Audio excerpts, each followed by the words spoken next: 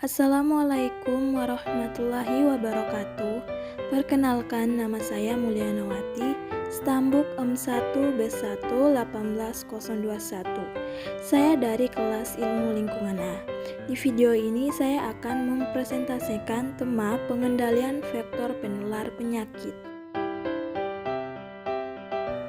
Pembahasan pertama mengenai definisi vektor. Menurut Tim Reich pada tahun 2004 menyebutkan bahwa vektor adalah setiap makhluk hidup selain manusia yang membawa penyakit atau carrier yang menyebarkan dan menjalani proses penularan penyakit, misalnya lalat, kutu, nyamuk, hewan kecil seperti mencit, tikus, atau hewan pengerat lain. Pembahasan kedua yaitu penyakit tular vektor.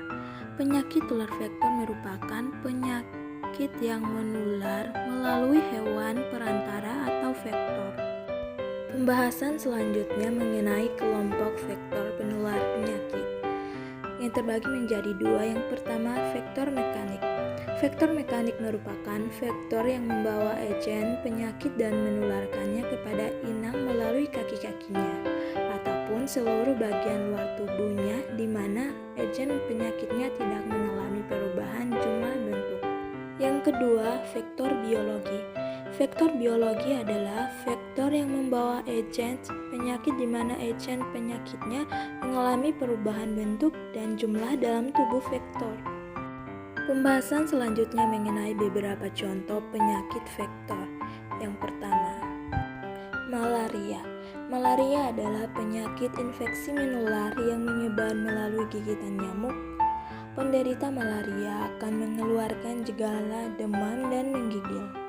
Manusia dapat terkena malaria setelah digigit nyamuk yang terdapat parasit malaria di dalam tubuh nyamuk. Gigitan nyamuk tersebut menyebabkan parasit masuk ke dalam tubuh manusia. Parasit ini akan menetap di organ hati sebelum siap menyerang sel darah merah. Parasit malaria ini bernama Plasmodium. Jenis Plasmodium bermacam-macam dan akan berpengaruh terhadap gejala yang ditimbulkan serta pengobatannya. Contoh penyakit selanjutnya yaitu filariasis. Filariasis atau kaki gajah adalah pembengkakan tungkai akibat infeksi cacing jenis filaria. Cacing ini menyerang pembuluh getah bening dan ditularkan melalui gigitan nyamuk. Selanjutnya, Bartonellosis. Bartonellosis atau yang lebih dikenal dengan cat scratch disease adalah kondisi kesehatan yang disebabkan oleh cakaran kucing yang terinfeksi bakteri Bartonella henselae.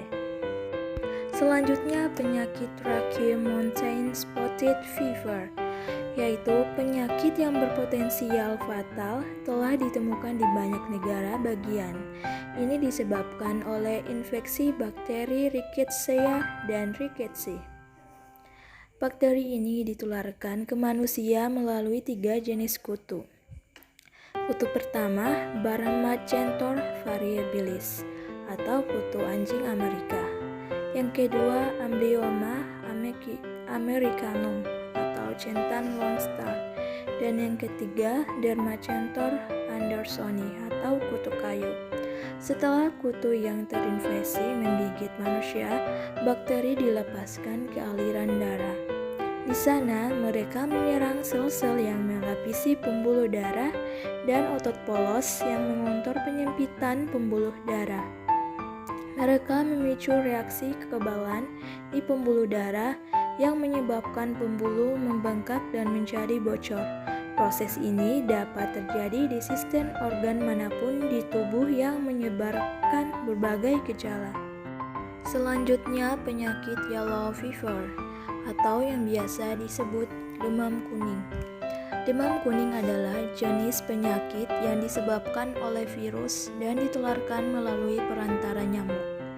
Penyakit ini ditandai dengan demam tinggi serta mata dan kulit yang menguning akibat penurunan fungsi hati. Demam kuning disebabkan oleh virus jenis Flavivirus dan disebarkan oleh nyamuk Aedes aegypti.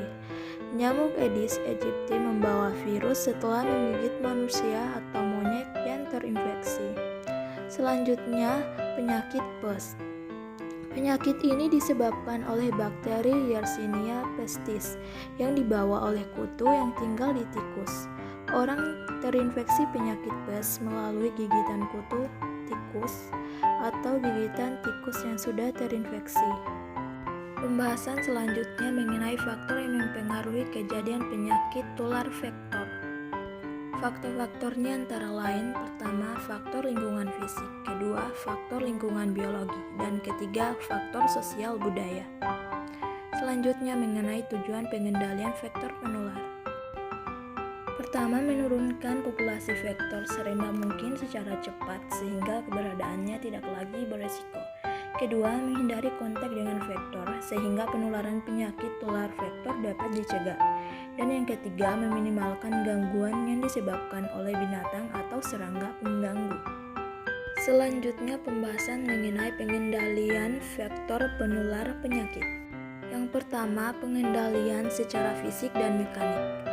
Pengendalian ini adalah upaya-upaya mencegah, mengurangi, menghilangkan habitat perkembangbiakan dan populasi vektor. Contohnya melakukan kegiatan 3M. Pengendalian selanjutnya yaitu secara kimia. Pengendalian secara kimia merupakan pengendalian vektor dengan menggunakan pestisida kimia. Contohnya penggunaan herbisida, larvasida, dan obat nyamuk. Selanjutnya pengendalian secara biologi. Pemanfaatan predator yang menjadi musuh vektor dan bioteknologi sebagai alat untuk mengendalikan vektor.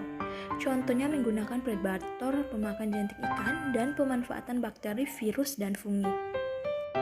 Demikian pemaparan materi dari saya. Terima kasih telah menonton.